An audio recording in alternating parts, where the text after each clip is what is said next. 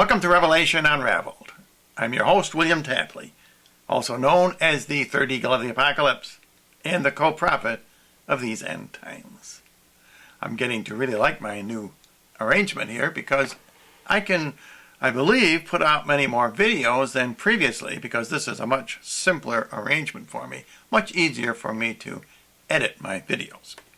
Now today I want to talk about a reading which was given at Mass this past Sunday. For you non-Catholics out there, every Sunday Mass includes at least 3 readings from the Bible, usually one from the Old Testament and 2 from the New Testament, including a Gospel reading. Well, one of the epistles read at this last Sunday was from the book of Revelation. And as I was listening to it, I wondered how many people really understood the prophecy, because the prophecy is about to come true.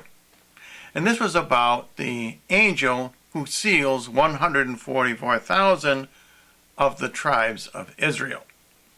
Now maybe you don't need to know who that angel represents or what the group is that follows the 144,000 sealed. But as we come to the fulfillment of these prophecies, I hope at least you, my subscribers, understand. Now let me read this passage first, and I will refer to my computer screen. It's a very short passage, very important. And this is Revelation chapter 7, verse number 2. I, John, saw another angel coming up from the rising of the sun, having the seal of the living God. And he cried with a loud voice to the 4 angels to whom it was given to hurt the earth and the sea. Okay, the first question is, who is this angel? Now, I did some research, and there are many suggestions having been given before. One Bible scholar by the name of Victorinus agrees with my conclusion, and that is that this must be the prophet Elijah. Now, I'm not sure how he came to that conclusion. I came to that conclusion because he comes up from the rising of the sun. Elijah was known as the Tishbite because he came from Thebes, which was the mountainous region east of Jerusalem. And that's the clue John is giving us to identify who this person is who will seal 144,000 Jews in these end times. And now verse number 3, saying, hurt not the earth, nor the sea, nor the trees, till we seal the servants of our God on their foreheads. Now, as you know, on this program, I have mentioned many times there will be 4 groups who reign with Jesus during the millennium. The raptured Protestants, the protected Catholics, the holy martyrs, and the converted Jews. Now, in this passage, John is talking about how the 144,000 Jews will be converted. And it's interesting that John says, till we seal the servants of our God on their foreheads. Now, the only antecedent to this is the angel. John does not say angels, plural. He says the angel. This shows that you really have to understand all of Bible prophecy, and certainly all of the book of Revelation, before you understand who John is referring back to, because strictly speaking, according to English, this is improper. The more than one person here refers to the 2 witnesses. And, of course, one of the witnesses is this prophet Elijah. The other witness is Enoch.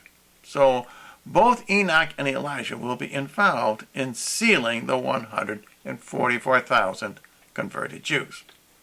And now verse number 4, and I heard the number of them that were sealed, 144,000 of every tribe of the children of Israel.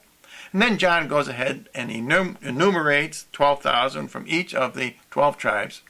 And then in verse number 9 he says, after this I saw a great multitude. Now this must be a different group.